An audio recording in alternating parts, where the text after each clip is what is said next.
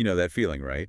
That simple click on an e-commerce site maybe, or just that quick tap of your card at a Oh, store. yeah. Instant. It feels so fast, almost like magic. But what if we told you that behind that effortless transaction, there's this whole hidden, intricate world? Way more complex than most people think. Not just, your bank talking to their bank. Exactly. Welcome to our deep dive into the payment lifecycle. Our mission today really is to pull back the curtain on this complex dance.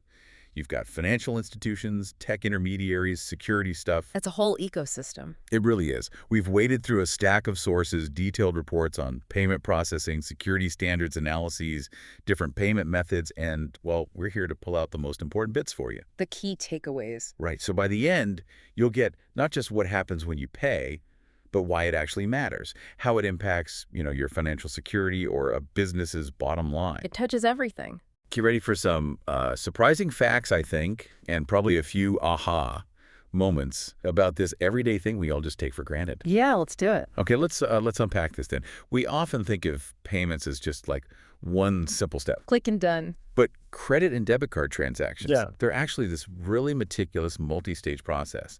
There are three main phases. 3 distinct steps, yeah. So phase one, authorization. This is what we're calling the promise to pay. The initial handshake, sort of? Kind of. Well- It starts with you, right? The cardholder. You're at a point-of-sale terminal, or maybe online. Your sensitive info card number expiry, CVV, gets captured And immediately encrypted. That's it. instantly. Then it gets zipped off. There's a really key player here, the payment gateway. Think of it like a secure digital bridge. A secure messenger. Yeah, exactly. It encrypts and sends that data to the payment processor. Okay. The processor then validates the info, routes to the acquiring bank, that's the merchant's bank, Got it. and then it hits the card network, Visa, MasterCard. The big names. Right. They act like a central switchboard, sending that request straight to your bank, the issuing bank. Okay, so it's quite a chain already. It is. And here's where it gets really wild. This whole chain, back and forth, it happens in like 2 to 3 seconds. Incredible speed. Your issuing bank does this lightning-fast check account status, available credit, fraud risk, and boom, makes a decision. Approve or decline. Just yes or no. That decision then speeds right back through the exact same chain network, acquirer, processor, gateway, until it hits the merchant system. And you get the little approved message. Exactly. But here's the crucial point, the thing most people miss. Authorization is not settlement. This is so important. It's just a pre-approved hold on the funds. It's a promise to pay, the actual cash. Hasn't moved an inch yet. Precisely. And that lag, that difference between the approved signal and the money actually landing in the merchant's account, well, that can be a huge deal for businesses. Well, they see approved and might think, great, I've been paid. But if that cash isn't usable for 2 or 3 days, it really impacts their cash flow. Right. Paying suppliers, making payroll. Exactly. Understanding that distinction, authorization versus settlement is absolutely vital for managing cash flow accurately. It's fundamental business finance, really. Okay, so transaction authorized, got the green light, but look, you said the money's still waiting in the wings. What happens next? Right. That brings us to the second phase. Phase 2, Yeah. clearing.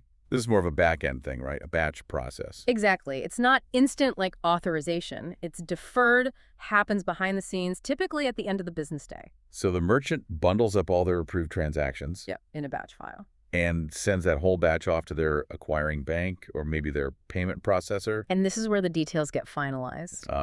Like tips added after the fact? No. Or taxes? Yeah. Currency conversions. Precisely. All those adjustments are made here to get the final correct amount for each transaction. The processor then sends these confirmed details to the card network. And the card network acts like a sorting office. Pretty much. It sorts everything Yeah. and routes the information to the correct issuing banks, your bank. Okay. So this whole batch process, it's really about ensuring data integrity, making sure every single detail is double-checked and confirmed before the actual money starts flowing. Like checking the shipping manifest before the truck leaves. Exactly that. It Mhm. sets the stage perfectly for the final step, the actual money transfer. Gotcha. And then finally the money moves. Phase 3, settlement and reconciliation. This is the actual transfer of funds. This is when it gets real. So your issuing bank finally transfers the funds from your account through the card network again, That central hub. over to the acquiring bank's account, the merchant's bank. Okay, and how long does that take? Still sounds quick. Well, it can complete within 24 hours sometimes, but more often it takes maybe 2 to 3 business days for those funds to actually become available to the merchant. Ah, there's that delay again. Yep. Once the acquiring bank gets the funds, they deposit them into the merchant's business account, but minus any fees, of course. Always fees. Always fees.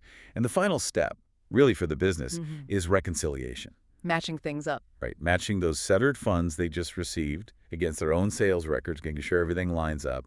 And of course, both you and the merchant get your records, receipts, statements. That closes the loop. Completes the journey. So thinking about what this all means for a business, I mean, knowing when funds are actually in the bank versus just authorized seems absolutely critical for managing cash flow, doesn't it? Absolutely critical. It affects everything. Paying suppliers on time, managing inventory, even making payroll. Ignoring that settlement timing can cause serious headaches. Yeah, I can imagine. Wow. Okay, that seemed like, well, a lot of players involved for just one single tap of a card. It's a crowd. Definitely not just your bank and the merchant's bank having a quick chat. Let's maybe quickly map out who's who in this payment orchestra. Good idea. Meet the cast. Okay, at the very core, you've got the cardholder. That's you, the person paying. Initiating the whole thing. And the merchant or business, the one accepting the payment for goods or services. The payee. Simple enough. But between those two, that's where this fascinating ecosystem lives. First up, the tech intermediaries. The data movers. We mentioned the payment gateway. The secure messenger. Right. Encrypts and securely transfers your payment data from the merchant's system, their website or POS, to the acquiring bank. Secure data transmission is its job. Then, the payment processor. This is the company managing the whole transaction process for the acquiring bank. The conductor, you called it? Yeah, the transaction conductor. Handling the authorization request, managing the settlement flow, making sure funds move securely. Okay. Gateway and processor, two distinct roles. Well, historically, yes. But here's where it gets really interesting, especially for businesses looking for efficiency. Oh. Companies like, say, Stripe, they've basically blurred those lines or even erased them. They offer these unified solutions that handle both gateway and processing. Ah, an all-in-one package. Exactly. That consolidation is huge. It simplifies operations, means fewer vendors to manage. It's a massive strategic advantage for businesses. I can see that. Streamlines everything. Okay, next group, the financial intermediaries. Yeah. The money holders. Your bank is the issuing bank or issuer. Issues your card, checks your funds or credit, approves or declines. Right. And the merchant's bank is the acquiring bank or acquirer. They process the payments coming in, hold the merchant's account. And deal with things like disputes. Yes, and interestingly, an acquirer can actually pull the plug. They can suspend a merchant's ability to accept cards if they get too many chargebacks. Wow, okay. So they hold some power there. Definitely. And finally, the central hub, the foundation for all this, the card networks. Visa, MasterCard, Amex, Discover. They set up the whole infrastructure, the rules of the road, and they act as that critical link, that conduit between the acquiring banks and the issuing banks, making sure everyone can talk to each other. It really paints a picture of just how interdependent this whole system is, doesn't it? It really does. You mentioned the four-party model earlier. It's this sophisticated ecosystem where one person's action, like you, the cardholder, deciding to dispute a charge. A chargeback. Right, a chargeback can ripple through the entire network. It affects the merchant, the acquirer, the issuer, everyone. It's quite a delicate balance. A very interconnected web. Okay, so that covers the typical credit or debit card life cycle.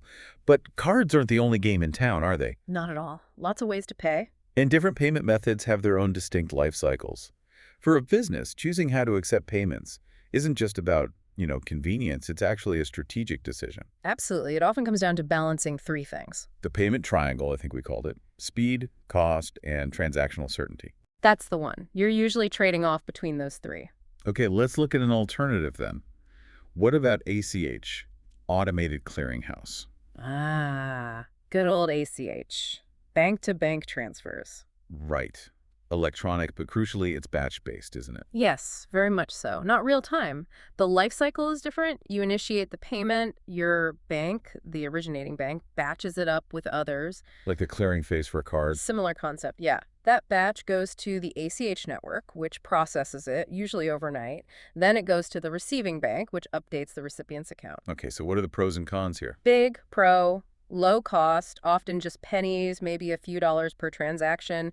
Very secure too, and crucially, no chargebacks in the same way as cards. No chargebacks. Wow. Makes it ideal for things like high volume recurring payments, think subscriptions maybe. Yeah. Direct deposits, bill payments, lots of B2B transfers rely on ACH. Okay, sounds pretty good. What's the downside? The main one is speed. It's slow. Settlement usually takes 1 to 3 business days. And there's no real-time authorization or guarantee of funds initially. Right. So if card payments are like, I don't know, a courier service fast, confirmed. Then ACH is more like the traditional postal service. Huh. Reliable, very cost-effective, but it takes its time. Gotcha. Okay, so that's the slow and steady option. What about the other end of the spectrum, the need for speed? Now you're talking about a real paradigm shift, real-time payments, or RTP. Things like the clearinghouse's RTP network or the FedNow service. Real time. Sounds promising. It is. It offers near instantaneous funds transfers, and it runs 24/7, 365.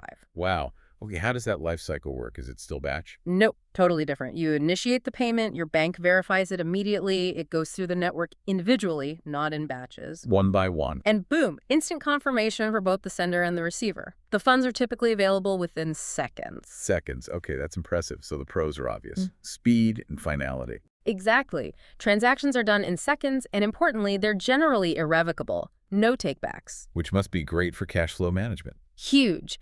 Precise control over cash flow, potentially better relationships with vendors who get paid instantly, streamlined operations. It's ideal for things like gig economy payouts, urgent supplier payments, managing cash very dynamically. Sounds almost too good to be true.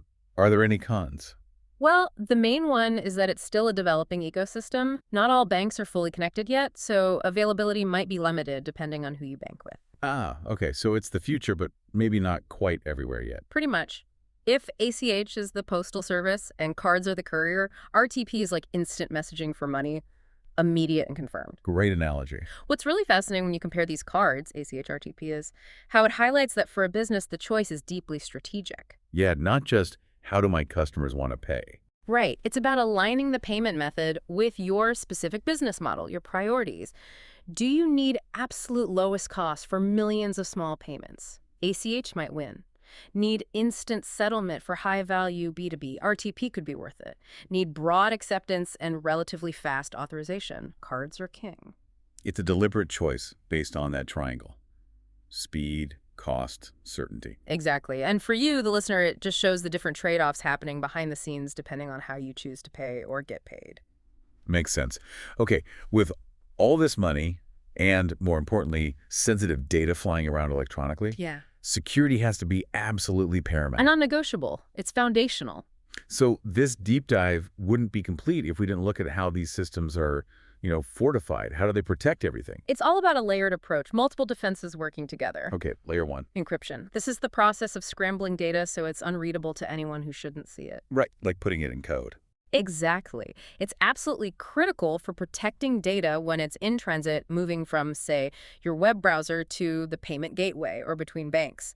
Uses protocols like SSL/TLS you might see as a padlock icon. Creating a secure tunnel for the data to travel through. Precisely. An unreadable tunnel. Okay, makes sense for data on the move. What about data that's being stored somewhere? That's where tokenization comes in. This is really clever. How does it work? Instead of storing your actual sensitive data, like your full credit card number, the system replaces it with a unique, meaningless substitute, a token. So like a placeholder. Kind of. The real data gets locked away securely in a separate, highly protected environment, a vault. The token, which is useless on its own, is what gets used for processing transactions or if the merchant needs to store payment details for later. So if a hacker steals the token, It's worthless to them. They can't turn it back into your actual card number without access to the secure vault. It protects data at rest. okay, that sounds incredibly useful. It's like using a casino chip instead of carrying cash around the casino floor. Great analogy. If you drop a chip, it's not as bad as dropping a wad of cash. So encryption for data in transit, tokenization for data at rest. What else? Multi-factor authentication, or MFA. This adds extra layers when you're trying to access something or approve a payment. Like getting a code sent to your phone. Exactly. Or using a fingerprint, facial recognition combined with a password. It requires multiple types of proof that you are who you say you are. Significantly reduces the risk of unauthorized access if one factor, like your password, gets compromised. Makes it much harder for bad actors. Definitely. And the real power here is how these layers work together. Encryption protects the data flying across the internet. In transit. And tokenization protects it when it's being stored somewhere. At rest. This combination has a massive strategic benefit for businesses. By using tokenization, they drastically reduce the amount of actual sensitive data they handle directly. Which must make things easier for them. Hugely easier and safer. It significantly reduces their PCI DSS compliance burden, we'll get to that in a sec, which lowers their costs and, more importantly, dramatically reduces their risk if they ever do suffer a data breach. Fewer targets for hackers. Exactly. It's a complete game changer for managing digital security risk. Okay, you mentioned PCI DSS. Let's unpack that. What is it? PCI DSS stands for Payment Card Industry Data Security Standard. It sounds official. It is. It's the global security standard that applies to any organization that stores, processes, or transmits cardholder data. Doesn't matter if you're a huge corporation or a small online shop. And it's not optional, I take it. Definitely not optional. There are significant fines and penalties for non-compliance, potentially even losing the ability to accept card payments. Wow. Okay, so what does it actually require businesses to do? It's pretty comprehensive. It's built around 6 core goals and 12 key requirements. Things like building and maintaining secure networks using firewalls, protecting stored cardholder data, often using tokenization or strong encryption. Makes sense. Encrypting data during transmission, using strong passwords and access controls, regularly testing security systems, maintaining security policies. It covers a lot. And I assume it's not one size fits all. Correct. Compliance levels are tiered based on the volume of transactions a business processes annually. Higher volume means more stringent requirements and validation processes. Okay. So what does all this PCI DSS stuff mean for, us, for the average person? For you, it means there's a baseline level of security mandated for anyone handling your card data. It helps build trust that businesses are taking reasonable steps to protect your financial information. And for the businesses themselves. It gives them a structured framework for security. It helps prevent costly data breaches, avoids those hefty fines, and ultimately protects their reputation and their customers' trust. It's a necessary part of doing business in the digital age. Right. A required standard to keep everything secure. But even with all these layers, things can still go wrong, right? Unfortunately, yes. No system is absolutely foolproof. Sometimes transactions get declined, or worse, payments get reversed after the fact. Okay, let's talk about transaction declines first. Why do those happen? It can be pretty frustrating. It definitely can be. The most common reason is simply insufficient funds on a debit card or hitting your credit limit on a credit card. The obvious one. Right. But another big one is suspicious activity detection. Your bank, the issuing bank, has sophisticated fraud monitoring systems. Ah, so they might block it. Yes. If a transaction looks unusual, maybe a very large purchase, or it's happening in a foreign country you haven't told them you're visiting, they might decline it to protect you. Okay, so sometimes a decline is actually a good thing. It can be, even if it's annoying at the time. Better a declined transaction than a fraudulent one draining your account. Other reasons. Simple stuff like incorrect card information, wrong expiry date, CVV. Fat fingering the details. Happens all the time. And then there are holds or blocks. Like at a hotel or a car rental place. Exactly. They might place a temporary hold on a certain amount of funds to cover potential charges. That reduces your available balance, which could cause a different, unrelated purchase to be declined later if you cut it too close. Ah, okay. That makes sense. So while declines are frustrating, it raises an important point. Many declines, especially those flagged for suspicious activity, are actually security measures working for you. Your bank is trying to prevent potential fraud against your account. It's a safeguard, even if it feels like a hassle. good perspective. Okay, what about the other side of things going wrong? The chargeback process. This sounds serious. It is very serious, especially for merchants. A chargeback is essentially a forced payment reversal. Forced. So not a refund the merchant agrees to. No, this is initiated by you, the customer, through your issuing bank. You dispute a charge on your statement. Why would someone do that? Lots of reasons. Maybe they never received the goods they ordered, or the item was defective, or they were billed incorrectly, or sometimes, unfortunately, it's actual fraud. Someone used their card without permission. Okay, so how does the process work? You contact your bank, usually within a specific time frame, like maybe 45 to 180 days, depending on the reason code. You explain why you're disputing the charge. The bank investigates. Do they always side with the customer? They investigate. If they find your claim seems valid based on the rules set by the card networks, they'll initiate the chargeback. This means they temporarily pull the funds back from the merchant's acquiring bank and credit them back to your account. Temporarily, so the merchant can fight it. Yes, the merchant gets notified and has an opportunity to provide evidence to contest the chargeback, proof of delivery, customer authorization, things like that. It can become a bit of a back and forth. Sounds like a headache for businesses. It's a huge headache. It's not just the lost revenue from the sale. There are also chargeback fees levied by the banks, and too many chargebacks can, as we mentioned, even threaten their ability to accept card payments at all. Wow. So how do businesses manage this? Just react when one happens. Well, that used to be the case. But here's where things get really interesting and strategic now. Chargeback management has become much more proactive. How so? Modern chargeback management software uses data analytics. It can identify patterns, maybe a spike in chargebacks related to a specific product or coming from a particular region. So they can spot problems early. Exactly. They can use that insight to maybe improve product descriptions, clarify shipping times, or enhance fraud checks to prevent future disputes from happening in the first place. That makes sense. Be proactive. And the software also helps them efficiently gather and submit the evidence needed to fight chargebacks they believe are illegitimate. So it's really evolved from just being an accounting cleanup task. Into a strategic function. Absolutely. Yeah. It's about protecting revenue, managing risk, and maintaining those vital payment processing privileges. It's a core part of financial health for many businesses today. Fascinating how even the things gone wrong part has become so data-driven and strategic. Okay, wow, we have covered a lot of ground today. We really have. From a simple tap to a complex web. We've peeled back the layers on what seems like such a simple instant transaction. So thinking about the big picture, what are the key strategic takeaways for you, the learner, listening to this? What should people really remember? Yeah. First, I think if you're ever involved in a business or starting one, remember that choosing your payment infrastructure isn't just a tactical detail. It's truly strategic. Absolutely. Your choice cards, ACH, RTP, or a mix, needs to align with your specific operational model. Are you optimizing for speed, lowest cost, or that transactional certainty? That payment triangle again. Exactly. Second big takeaway, mitigating risk and ensuring trust. Security isn't optional. Foundational. Using tools like tokenization proactively can dramatically reduce your PCI DSS compliance headaches and, more importantly, the risk from data breaches. Robust fraud detection, maybe real-time monitoring, these are crucial. Builds trust and protects the bottom line. And finally, number 3, optimizing operations. Don't ignore the data. Gold mine of information. The payment lifecycle generates so much valuable data.